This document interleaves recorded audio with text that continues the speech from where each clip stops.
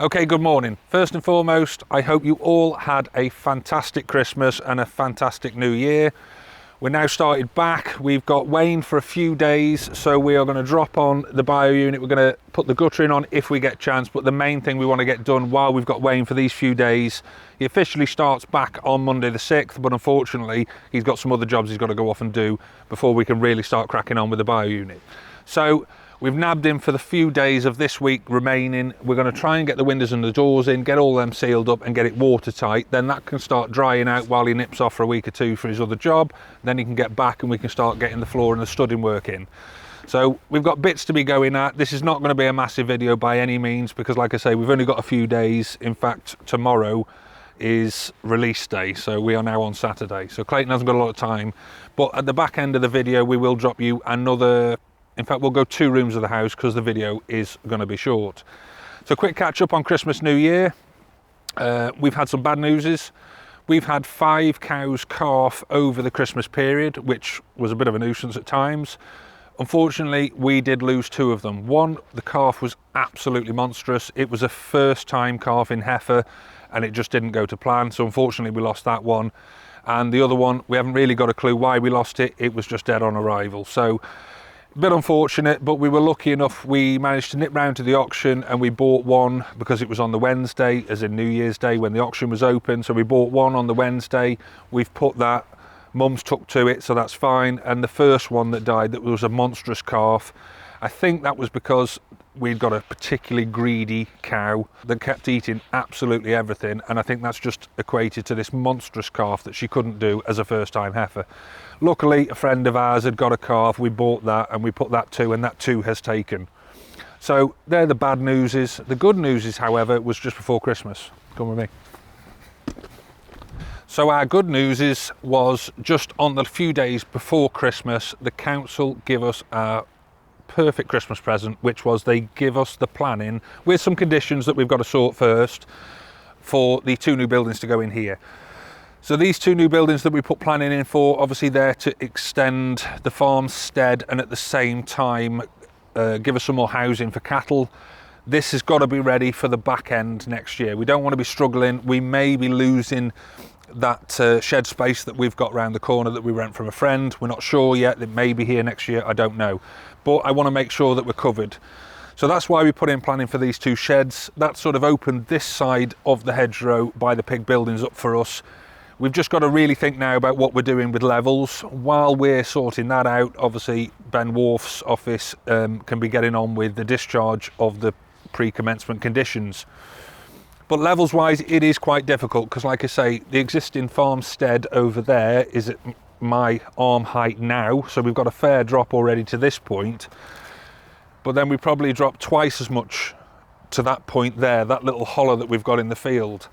So I think what we're going to do is we're going to have to do a fair step down of the site. And then I think where the buildings are going in here is to whether we step the site again between the buildings. But obviously we've got to make sure as well that we're not getting all that surface water running off into the building on the lower side of the site. So a little bit to think about there. We'll start getting the heads around this in the coming weeks, basically. We've got Chris and the guys come in, as in not our Chris from work, but a new Chris come in. He's joining us now to help us out with a lot of the groundworks that we've got going on. He's starting on Monday. So on the basis of that, we're going to try and concentrate on getting round that part of the farmstead finished and done before we start combating this bit in here. There's quite a lot to think about here. We haven't got water at this side here and everywhere is now concreted. At the same time, when we've brought the power to both sides of the yard behind you, there is probably limited power. So if we're going to do these 2 sheds, we can probably get just about enough power from what we've got in the buildings next to here, albeit that's probably not going to be enough if we decide to extend again, which in the future the plan will be we're going to square this section off and that will then be the farmstead, and at the point where that line stops, we're finished. But in the meantime, that means there is going to be probably a couple more buildings to go in here in the coming years.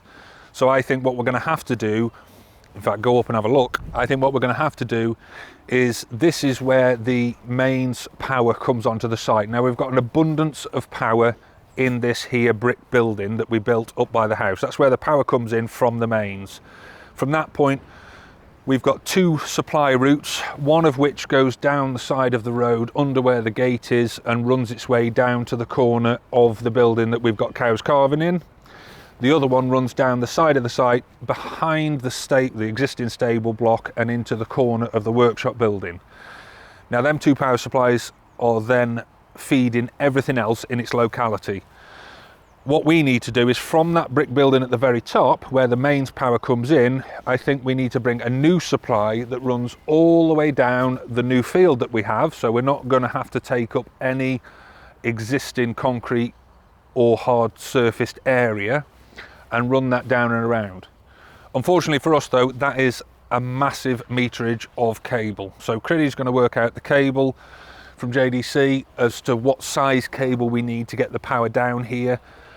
We're going to overspec it so that we can increase the building footprints that we've got going on down here, and there's going to be an abundance of power for whatever we need, because like I say, we've got it up there, so the trenching cost is going to be the same no matter what. So what we might as well do is just put a beefy cable in while we're doing it. Water wise, we'll probably end up running that from the back end of the workshop where we've got the water coming into, and run that round and down here as well, so we've got an abundance of water down here.